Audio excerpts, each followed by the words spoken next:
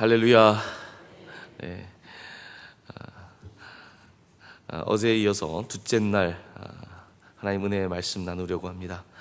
어제 우리가 함께 영혼 구원이라고 하는 주제를 가지고 나누었던 첫 번째 주제의 말씀은 말씀과 기도로 자라나는 성도였습니다.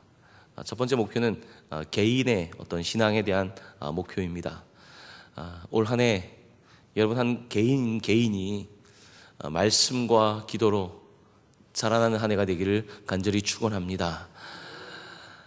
자라나기 위해서는 어제 드린 말씀처럼 자라남에 대한 그 동기가 필요합니다. 욕구가 필요합니다. 성장하는 아이들이 먹는 것을 아침 먹고도 금방 배고픈 것처럼, 점심 먹고도 또 금방 배고픈 것처럼, 이와 같은 어떤 식욕이 있는 아이들이 육체적인 성장을 하는 것처럼 영적인 성장도 마찬가지입니다. 특별히 하나님을 처음 만났을 때 그 성장에 대한 욕구가 어마어마합니다.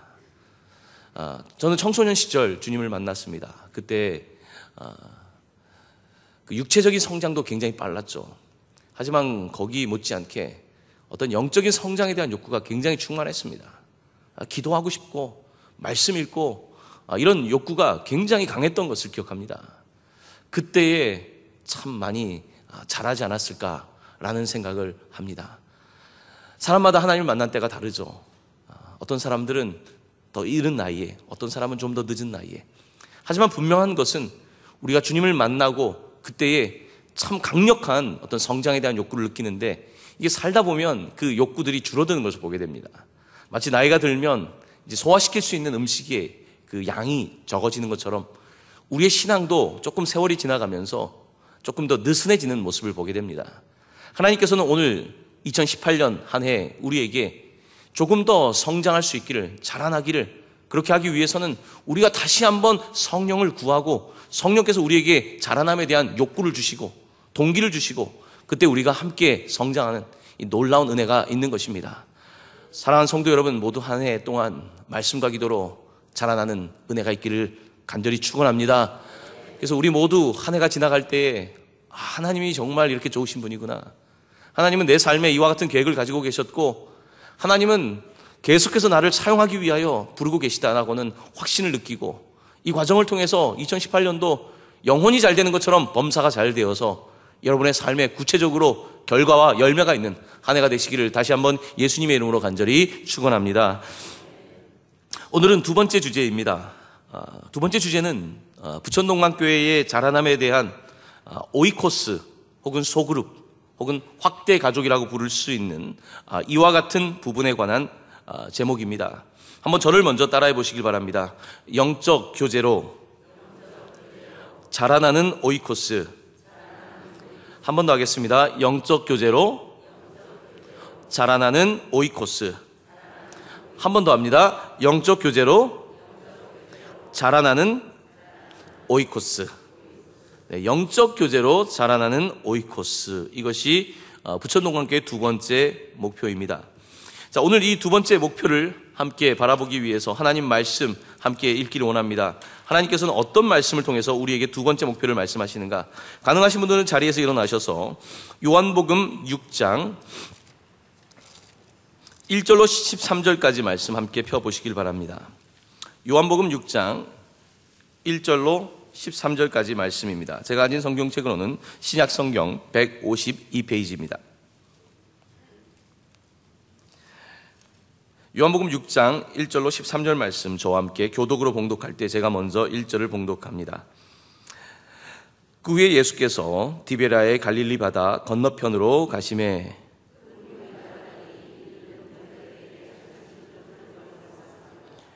예수께서 산에 오르사 제자들과 함께 거기 앉으시니 예수께서 눈을 들어 큰 무리가 자기에게로 오는 것을 보시고 빌립에게 이르시되 우리가 어디서 떡을 사서 이 사람들을 먹이겠느냐 하시니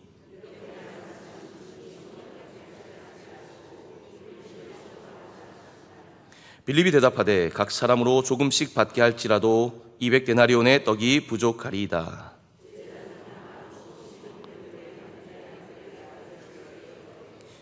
여기 한 아이가 있어 보리떡 5개와 물고기 2마리를 가지고 있나이다. 그러나 그것이 이 많은 사람에게 얼마나 되겠사옵나이까.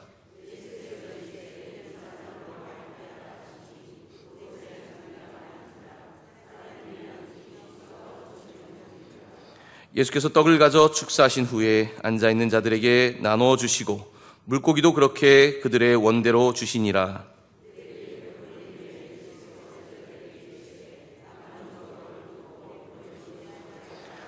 함께 봉독합니다. 이에 거두니 보리떡 5개로 먹고 남은 조각이 12바구니에 찼더라. 아멘. 오늘 두 번째 주제인 영적 교제로 자라나는 오이코스 소그룹에 관한 말씀을 드리면서 특별히 오늘 그 오병이어의 사건을 주목하고 싶습니다. 오병이어 사건은 저희들이 다 잘 알고 있습니다. 오병이어 사건은 마태, 마가, 누가, 요한이 사복음서의 저자가 공통적으로 기록하고 있는 기적에 관한 본문입니다. 여러분, 보통 그 말씀이 마태, 마가, 누가복음에 같이 기록되어 있는 이야기들이 있습니다. 그래서 우리가 이 마태, 마가, 누가복음을 일컬어서 공관복음이다, 함께 본다 해서 공관복음이다, 그만큼 겹치는 부분이 많다는 뜻입니다. 하지만 요한복음에는 마태, 마가, 누가 복음과는 다르게 조금 겹치지 않는 내용들이 참 많습니다.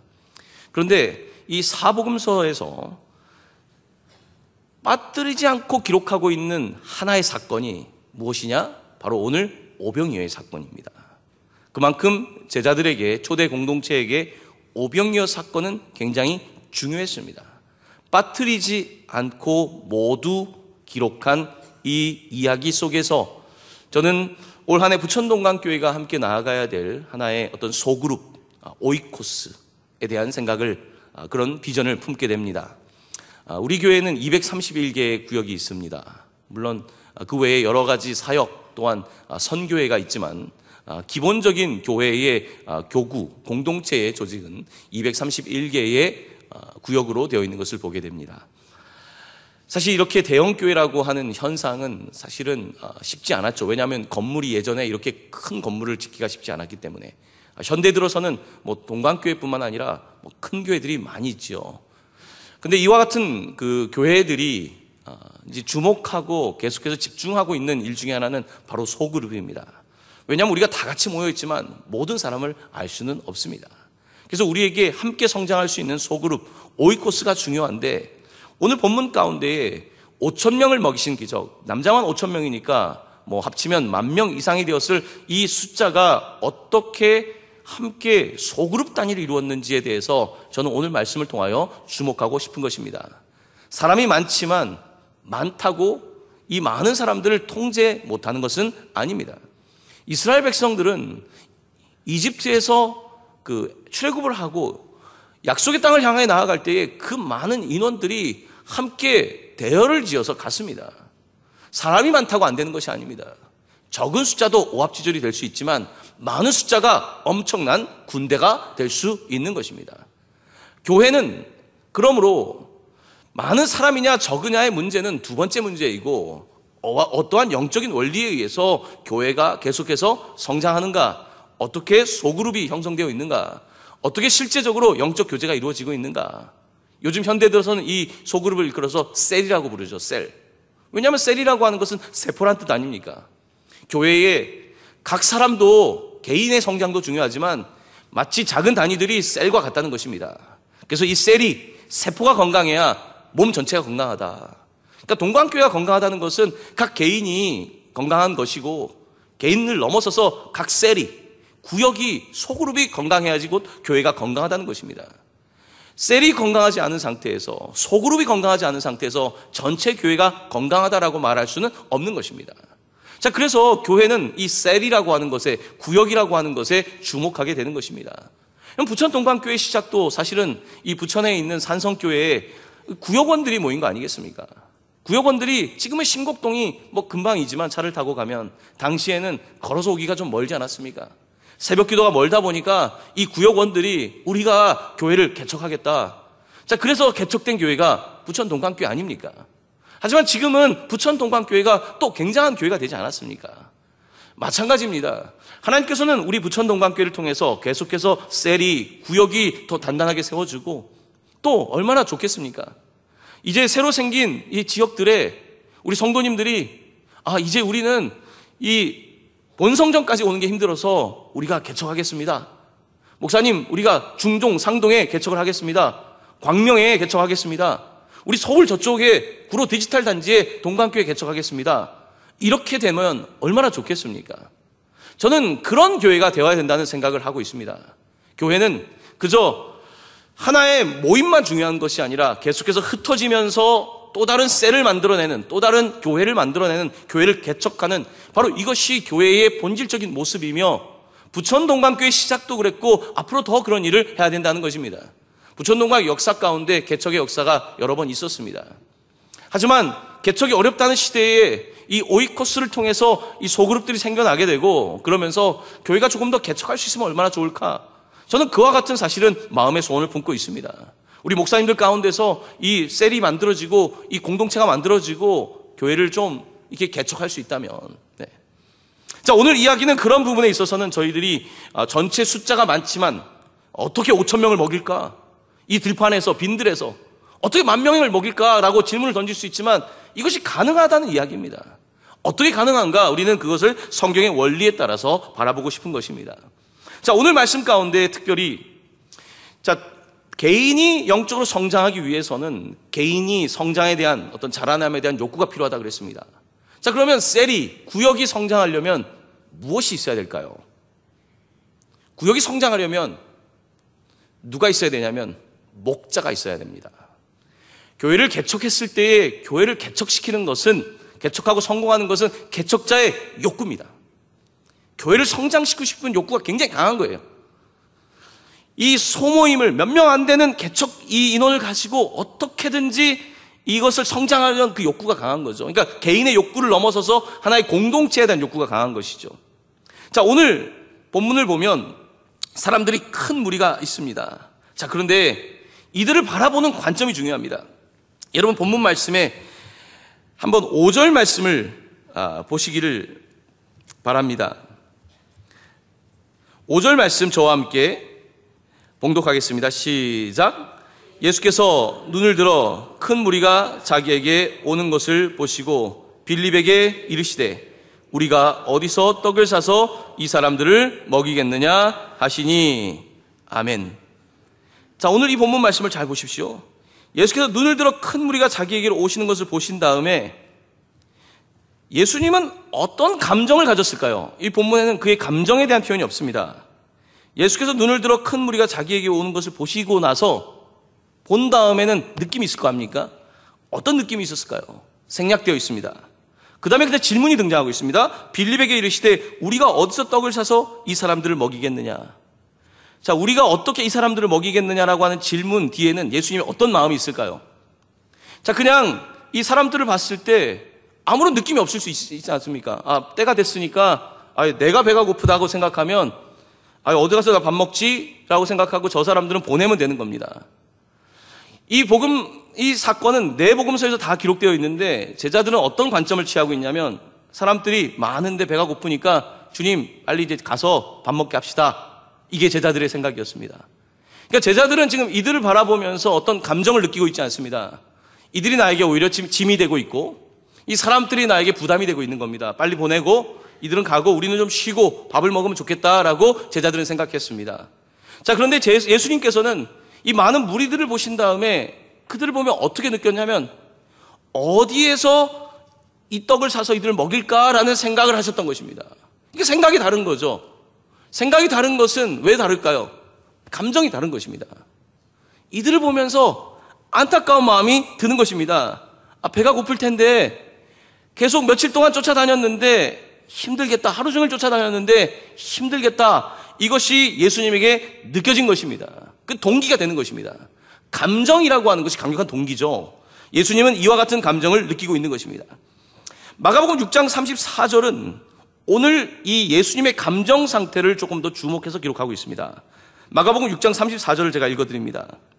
예수께서 나오사 큰 무리를 보시고 그 목자 없는 양 같음으로 인하여 불쌍히 여기사 이에 여러 가지로 가르치시더라. 자, 요한복음에는 그의 감정을 설명하고 있지 않은데 마가복음은 같은 사건을 놓고 그의 감정을 말하고 있습니다. 불쌍히 여겼다는 것입니다. 오늘 본문이 빠뜨리고 있지만 우리는 이 사람들을 어떻게 먹이겠느냐라고 하는 예수님의 질문 가운데 그가 이들에 대한 어떤 연민과 불쌍히 여기는 마음을 가지고 있다는 것을 판단할 수 있는 것입니다. 자, 어떻게 하면 우리가 소그룹이 성장할 수 있는가? 한 가지입니다. 개인의 신앙은 내가 막 성장하고 싶고 막 먹고 싶은 욕구가 있다면 교회가 성장할 때, 소그룹이 성장할 때 욕구는 옆에 있는 사람들을 보면서 안타까운 마음이 드는 거예요. 옆에 있는 사람들을 보면서 조금 더 먹이고 싶은 마음이 드는 것입니다. 이 사람이 지금 현재 경제적으로 어려우면 밥 한 끼라도 사 먹이고 싶은 마음이 드는 것이고, 이 사람을 보면서 지금 예배를 못 드리고 있어요. 영적으로 빈곤한데 이를 위해서 자꾸 기도하고 싶고 이 사람을 찾아가서 신방하고 싶고 만나고 싶은 마음이 드는 거예요. 그러니까 목자의 마음을 갖는 것이죠. 결국 소그룹의 핵심은 목자입니다. 리더입니다. 어떤 구역장이 이 소그룹을 돌보느냐, 어떠한 목자가 돌보느냐, 여기에 중요한 점이 있는 것입니다. 그러니까 목사 혼자서 전체 교인을 돌볼 수 없고, 우리 목사님들이, 전도사님들이 전체를 돌볼 수가 없고, 결국은 이 소그룹의 리더, 오이코스의 이 집안의 이 대표가 이 일을 감당해야 되는 것입니다. 그러려면 이 구역을 맡은 사람들, 소그룹을 맡은 사람들에게 목사 같은, 목자 같은, 원래 목사라는 단어가 목자에서 온 말입니다. 목자 같은 마음이 있어야 된다는 것입니다. 자기만 배부르는 것이 아니라 양들을 먹이고자 하는 그와 같은 안타까운 목자의 심정이 있을 때에 비로소 소그룹이라고 하는 것이 발달하게 되는 것입니다. 예수님은 목자 중에 목자입니다. 참 목자이십니다. 사람들을 보면서 안타까워하는 것입니다. 예수님은 안타까워하셨어요. 그래서 12명의 사람들을 부르시고 이들을 훈련시켜서 이들이 또 다른 사람들을 먹이기를 원하셨습니다. 예수님께서 베드로에게 요한복음에서 예수님 부인한 베드로에게 내가 나를 사랑하느냐, 시몬의 아들, 요한의 아들 시몬아, 내가 나를 사랑하느냐 말씀하시고 뭐라고 하십니까? 내 양을 먹이라. 예수님의 마지막 부탁은 내 양을 먹이라는 것입니다. 너가 지금까지 내가 너를 먹여준 것처럼 너도 먹여라. 이것이 예수님의 가르침이었던 것입니다. 그렇습니다. 오늘 예수님께서는 먼저는 먹이고 싶은 마음으로 출발하고 있는 것을 보게 됩니다. 바로 우리 교회가 영적 교제로 자라난 오이코스가 되려면 일단은 오늘 이 새벽에 오신 분들이 내가 성장하는 것에 멈추지 말고 옆을 자꾸 봐야 돼요. 저 성도가 좀 더 자랐으면, 저 성도가 좀 더 자랐으면, 지금 최근에 어려움을 겪고 있는데 어떻게 도와줘야 되지? 어떻게 가서 손이라도 한 번 더 잡아줘야 되지? 어떻게 주일날 한 번이라도 더 만나야 되지? 이와 같은 심정을 갖기 시작할 때에 이 소그룹이라고 하는 것이 만들어지는 것입니다. 자, 그래서 우리 부천농광교회는 이제 올해부터 한 달에 한 번이라도 주일날 오이코스를 하려고 합니다. 그 이유는 오늘 이 새벽에 오신 분들도 있지만 많은 분들이 사실 그런 형편이 되지 못하기도 하고 아직은 믿음이 작을 수도 있고요. 여러 가지 요인들이 있습니다. 이분들이 와서 예배만 드리고 가게 되면 이게 신앙의 성장에 한계가 있거든요. 한 달에 한 번이라도 먼저는, 한 달에 한 번이 아니라 사실 매주 모여야 됩니다. 가능하다면 매주 모여야 되겠지만 일단은 한 달에 한 번이라도 모여서 함께 삶을 나누고 같이 기도하고 이런 모임이 이 부천동광교회 셀이 건강해지려면 반드시 있어야 된다는 것입니다. 바로 이 과정을 빼놓고 교회 건강을 말한다는 것은 스스로 속이는 거죠. 부천동광교회가 건강하다는 것은 그냥 우리끼리 좋은 것이 아니라 조금 더 세포와 이 작은 조직들이 활발하게 움직일 때 이 교회를 평가할 때 건강하다고 말할 수 있기 때문입니다. 바로 이 방향으로 우리가 나아가야 되는 것입니다. 자, 오늘 말씀을 계속해서 보겠습니다. 자, 여러분 6절 말씀입니다. 6절 말씀 이제 그렇게 물으신 다음에 제가 봉독합니다. 이렇게 말씀하심은 친히 어떻게 하실지를 아시고 빌립을 시험하고자 하심이라. 자, 7절 말씀 봉독합니다. 시작. 빌립이 대답하되 각 사람으로 조금씩 받게 할지라도 200데나리온의 떡이 부족하리이다. 아멘. 자, 여기에 이제 큰 생각의 차이가 있습니다. 예수님은 5,000명, 10,000명을 보면서 먹여야 되겠다는 생각을 일단 하셨어요. 자, 먹이라고 하셨으니까 예수님께서 뭐라고 하시냐면 다른 복음서에 보면 똑같은 사건을 너희가 가서 떡이 몇 개인지 보고 와라 이 말씀을 하셨습니다. 이 4개의 복음서를 이렇게 같이 펼쳐놓고 보면 흥미롭습니다. 너희가 직접 가서 떡이 몇 개인지 확인해라 라고 말씀하셨어요. 자, 이 빌립이라고 하는 사람은 지금 대략 숫자를 보니까 이 계산기에 능한 사람입니다. 우리의 모습이에요. 조금씩 떡을 얻는다 그래도 200데나리의 떡이 어차피 부족하니까 시작 하나만 합니다. 어차피 200데나리온이면 200일 동안 8개월 정도의 노동으로 얻어야 될 돈이 부족한데 예산이 없습니다 라고 말할 겁니다. 여러분, 우리의 모습을 보지 않습니까? 어떤 일을 할 때에 물론 예산 중요하죠. 예산 없이 어떻게 일을 합니까? 하지만 우리는 어떤 일을 할 때에 그 먼저 이들을 먹여야겠다는 마음, 어떻게든지 해야겠다는 마음을 갖기 전에 일단은 이 정도의 예산을 세워주십시오라고 말을 하는 것을 보게 됩니다. 교회가 조금 성장하다 보면 예산이 있거든요. 우리 교회도 예산이 있습니다. 예산이 있다 보면 생겨날 수 있는 하나의 어떤 관행 중에 하나가 예산을 세워놓고 예산이 없으니까 못합니다. 이거는 회계의 원리상으로는 좋은지 모르겠지만 오늘 본문의 원리상으로는 좀 영적 원리와는 다릅니다.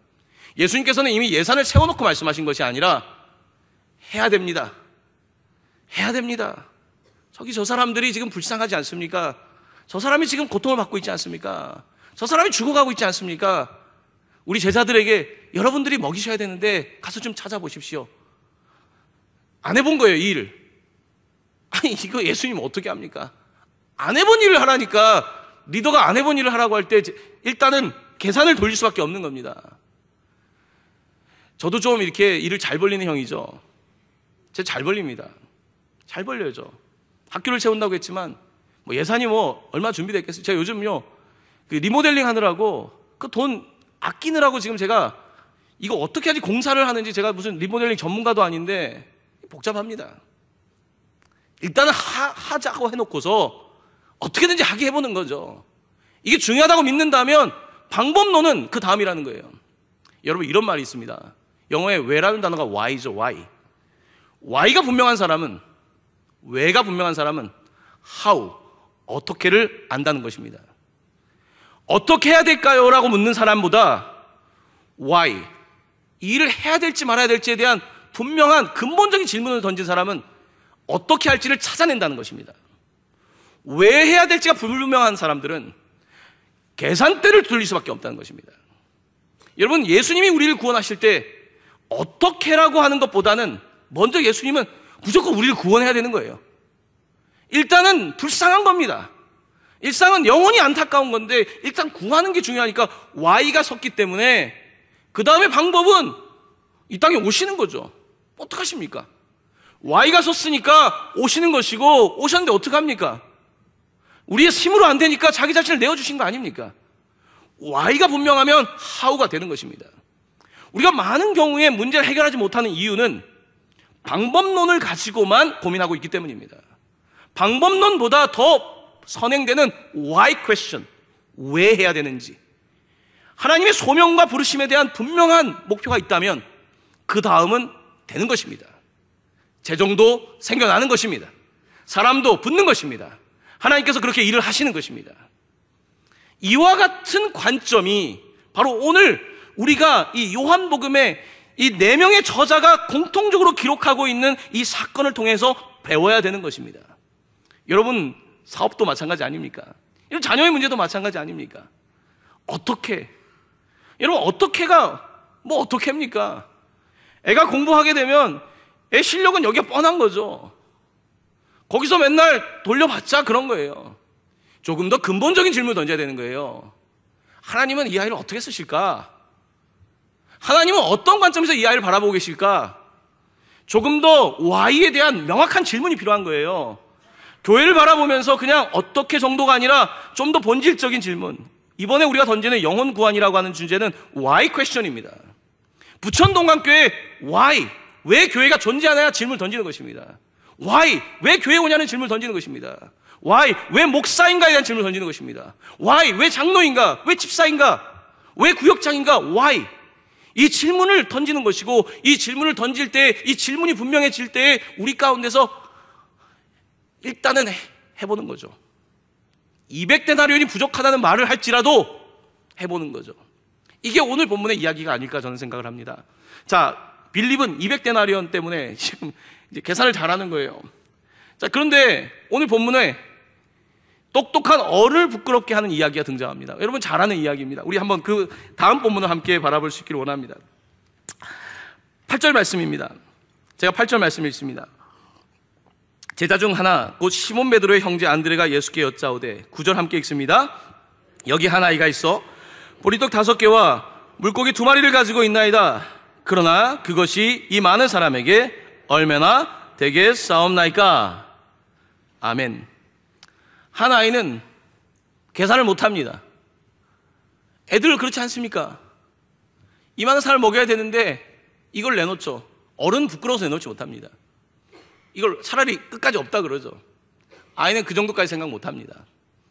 아이는 내놓습니다. 떡이 몇 개인지 지금 예수님이 가서 보라고 했거든요. 찾다 보니까 이 아이의 떡을 발견한 것입니다. 자, 그런데 그 다음에 안드레는 떡까지 찾았는데 이렇게 말합니다. 그것이 이 많은 사람에게 얼마나 되겠사옵나이까. 똑똑한 어른들의 모습이죠. 똑똑한 계산자라는 신앙인의 모습이죠. 모든 것을 자기의 틀 안에 갖추어 놓고 그 틀 안에서 일하려고 하는 조금 어떻게 보면 아직까지는 좀 좁은 관을 가지고 있는 관점이죠. 하지만 예수님께서는 그렇게 말씀하지 않습니다. 일단 가서 봐라. 떡이 몇 개인지를 봐라. 이제 떡이 있다는 것을 알게 됩니다. 이때의 반응들은 하나마나라는 생각이 지배적이었을 것입니다. 하지만 예수님은 그렇게 생각하지 않습니다. 여러분, 성장하는 사람들의 특징이 뭡니까? 여러분, 사업도 마찬가지 아닙니까? 성장하는 사람들의 특징이 뭡니까? 안 된다고 사람들이 할 때에 Y가 분명한 거예요. 이 일을 분명히 해야 되는 것입니다. 그 배고픔이 있는 거예요. 이거는 반드시 해야 된다는 이게 있기 때문에 포기할 수가 없는 것입니다. 포기하지 못하고 끝까지 붙잡고 있다 보면 자꾸 방법이 생각나게 되고 그러면서 일이 진행되는 거거든요. 오늘 본문은 그렇게 일이 진행되고 있는 것을 보게 됩니다. 하나님께서는 우리가 이 이야기를 설교를 많이 듣지 않았습니까? 약한 아이를 사용하시죠. 여러분, 교회가 신비합니다. 교회는 세상에 학식 있는 사람, 세상에 능력 있는 사람들이 와서 하면 교회가 잘 될 거라고 생각하지 않습니까? 저도 때때로 그런 생각할 때가 있어요. 교회에 조금 더 재정적으로 헌신할 수 있는 분이 정말 한 기업가가 우리 교회 다녀서 이런 재정적인 문제를 해결해 주면 좋겠다, 이런 생각할 때가 있습니다. 그런 생각할 때가 있습니다. 어떤 때는 우리 교회에 좀 더 배운 사람들이 있어서 이런 일들을 척척 알아듣고 척척 해줬으면 좋겠다, 저도 이런 생각할 때가 있습니다. 그때 다시 하나님께서 다른 마음을 주십니다. 유 목사, 돈이 많은 사람이 와서 교회를 하면 될 거라고 생각하시나? 유 목사, 학식이 많은 사람이 있으면 동감교회 될 거라고 생각하시나? 하나님의 음성을 듣습니다. 그건 내 생각인 거예요. 그거는 유 목사 생각인 거예요. 하나님은 그렇게 말씀하시는 게 아니에요. 하나님은 일단 이곳을 바라보면서 당신은 연민을 느끼고 있나? 교회 성도들을 바라보면서 안타까운 마음이 있나? 이들이 성장하기에 대한 그런 마음이 있는가? 이거를 지금 묻고 계신 거예요. 테스트하고 있는 거죠. 빌립에게 200데나리온이 있다라고 지금 예수님이 빌립만큼 계산을 못하십니까? 그걸 묻는 게 아닙니다. 뻔한 계산하면 뭐합니까? 뻔한 계산을 넘어서서 그와 같은 관심과 아픔을 가지고 지금 바라보고 있는가, 예수님께서 묻고 계신 것이거든요. 이 시험을 아직 능히 답하기에는 아직 빌립과 안드레는 어리죠. 아직 믿음이 거기까지 가지 못했습니다. 어쩌면 우리의 신앙일지 모르겠습니다.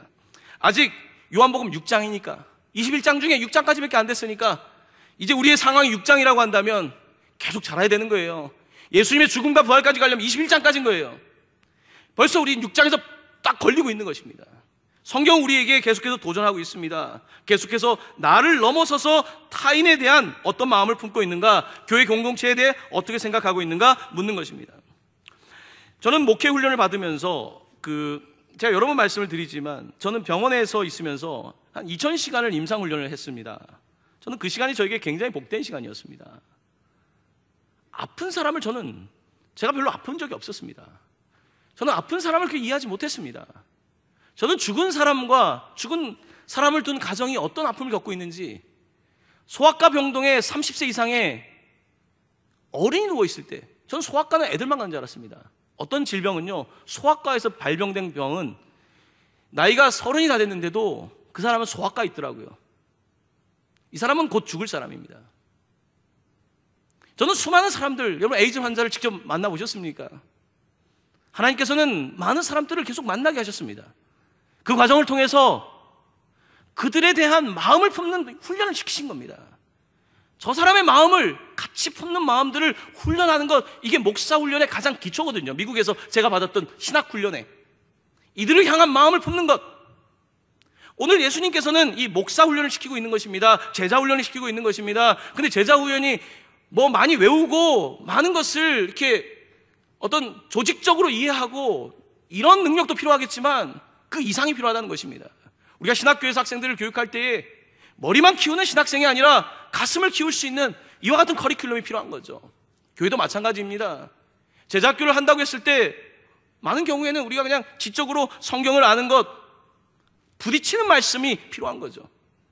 오늘 본문은 우리 일을 부딪히게 하십니다. 예수님께서 우리로 하여금 부딪히게 하시고 우리의 자기 중심성을 내려놓고 옆에 있는 사람들을 주님의 마음으로 바라볼 수 있도록 도전하고 있는 것입니다. 자, 오늘 계속해서 본문은 이렇게 말합니다. 그 다음으로 넘어가겠습니다. 10절 말씀입니다. 이제 소그룹을 나누는 모습이 등장하고 있습니다. 10절 말씀 함께 봉독합니다. 시작. 예수께서 이르시되 이 사람들로 앉게 하라 하시니 그곳에 잔디가 많은지라 사람들이 앉으니 수가 5,000명쯤 되더라. 아멘. 자, 이제 어떤 장면이냐면요, 이제 떡은 아직 몇 개 있는지 몰라요. 보리떡 5개, 일단 물고기 2마리 있고 어떻게 있는지도 몰라요. 근데 일단 앉혔어요. 일단 다른 복음서를 보면 몇 명씩 앉혔냐면 50명씩 혹은 100명씩 앉혔답니다. 뭐 숫자를 정확하게 앉지 못한 거죠. 50명, 100명씩 앉았어요. 일단 앉혔어요. 믿음인 거예요. 이게 이렇게 돼서 이렇게 된다 명확하지 않습니다. 잔디밭에 이렇게 뭉쳐서 앉게 했어요. 구역이 그런 겁니다. 앉게 해요, 뭉쳐서. 네. 제가 조금 늘 그 예배를 드리면서 안타까운 것 중에 하나는 이거예요. 제 마음은 예배가 끝날 때 같이 손을 잡고 기도하고 싶은데 제가 일일이 손을 잡을 수 없지 않습니까? 제가 예배 시간에 나가시는 분들 손을 잡는 것도 한계가 있습니다. 제가 여자분들 악수를 잘 못합니다. 여자분들까지 악수하면 줄이 너무 길기 때문에 제가 남자분들만 악수를 합니다.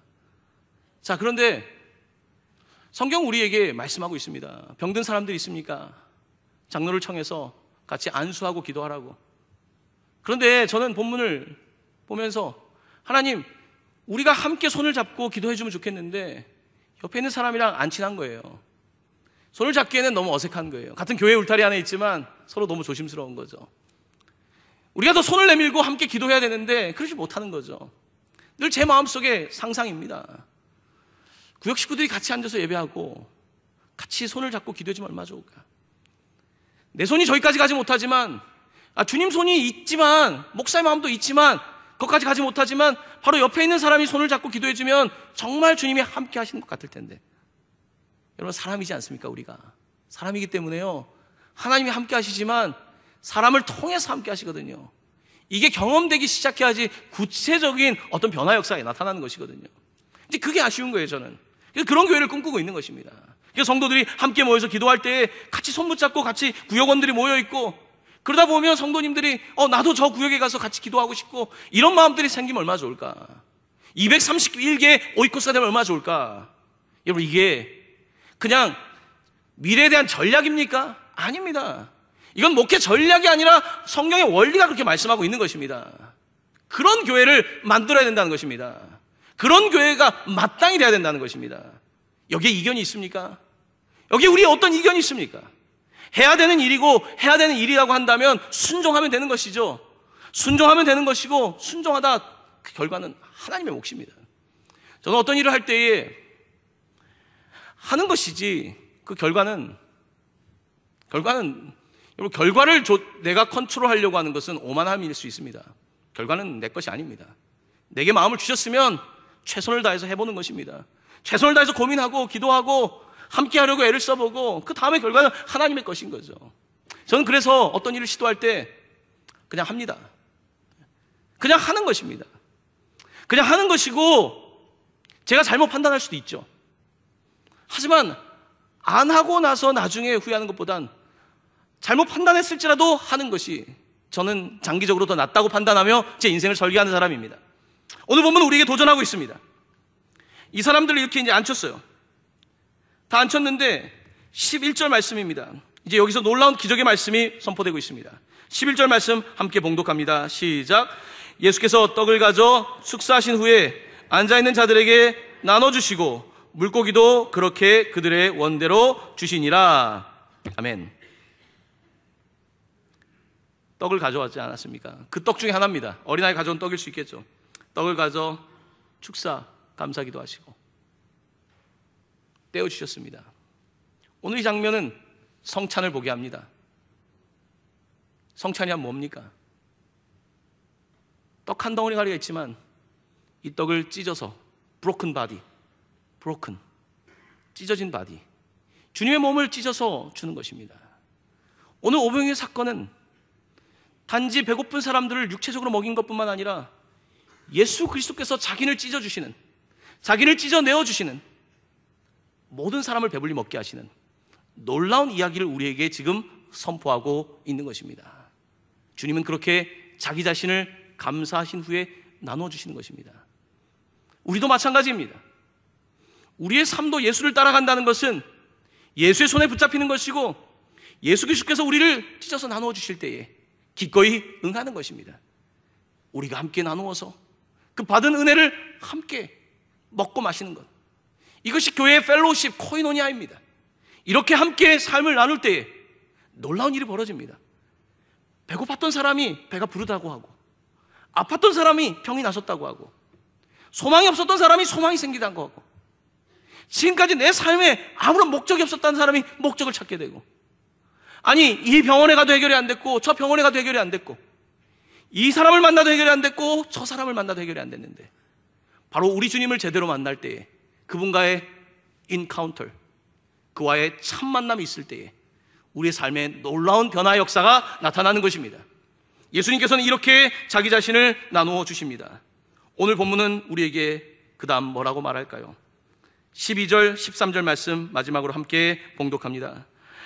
그들이 배부른 후에 예수께서 제자들에게 이르시되 남은 조각을 거두고 버리는 것이 없게 하라 하심으로 이에 거두니 보리떡 5개로 먹고 남은 조각이 12바구니에 찼더라. 아멘. 왜 성경 기자는 12바구니가 남았다는 이야기를 동일하게 기록하고 있을까요? 그냥 먹은 걸로 끝나면 되지 뭐 꼭 12바구니 꼭 이야기를 해야 되겠습니까? 왜 12바구니를 이야기하고 있겠습니까? 오늘 보면 우리에게 말합니다. 예수를 먹고 마시고 따라가는 삶은 남는다. 예수를 따라가는 삶은 남는다. 부족한 것 같은, 아무것도 없고 빈들이고 5,000명이든 10,000명이든 우리의 삶의 현장이 그럴지라도 예수를 따라가고 예수를 받아 먹으면 남는다. 12조각이 남는다. 온전히 남는다. 12, 온전히 남는다. 예수를 따라가는 것은 절대로 세상과 비교할 수 없는 놀라운 기쁨이다. 하늘의 잔치다. 이 말씀을 오늘 우리에게 선포하고 계신 것입니다.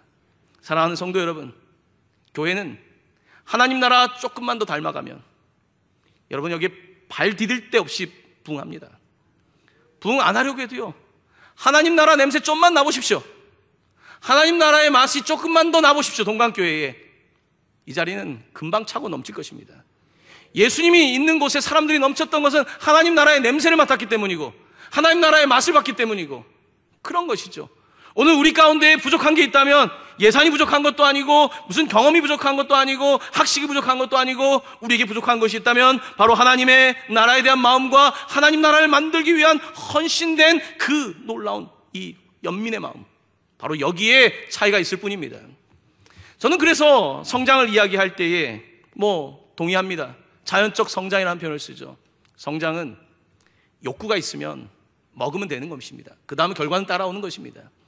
우리 교회는 이제 어떻습니까? 조금 더 변화가 필요한 때 아닙니까? 여러분 그렇게 생각하지 않습니까? 저는 그렇게 생각합니다. 동강교회가 그냥 여기서 똑같은 건물인 것 같고 똑같지만 이 내면에서는 뭔가 지진이 일어나고 영적인 변화가 일어나야 되지 않겠습니까? 그래야 뭔가 결과가 나타나지 않겠습니까? 여러분 원하십니까? 별로 원하지 않는 것 같다는 느낌을 제가 좀 받습니다.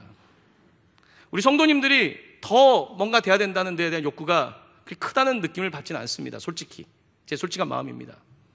여러분들이 정말로 원한다면 원한대로 되는 것이죠. 원합니까? 정말로? 정말 원하십니까? 교회가 성장하면 골치 아파요. 골치 아픕니다. 주차장 어떻게 할 겁니까? 어떻게 하실 거예요? 여러분 지금이 딱 좋습니다. 딱 여기까지가 좋아요. 동강교회는. 신정래 권사님은 성장해야 된다고 하는데 신정래 권사님이 돌아가시잖아요. 조금 있으면 나머지 사람들은 힘들 수 있습니다. 사랑하는 성도 여러분, 제가 그냥 던진 말씀이지만요, 딴 거 없습니다. 여러분의 성장은 나에게 욕구가 있는지를 보시고요, 교회가 성장하기 위해서는 내가 옆에 있는 사람들을 보면 얼마나 안타까운 마음을 느끼고 있는지, 내가 그들을 위하여 기도하고 그런 마음이 있는지, 이겁니다.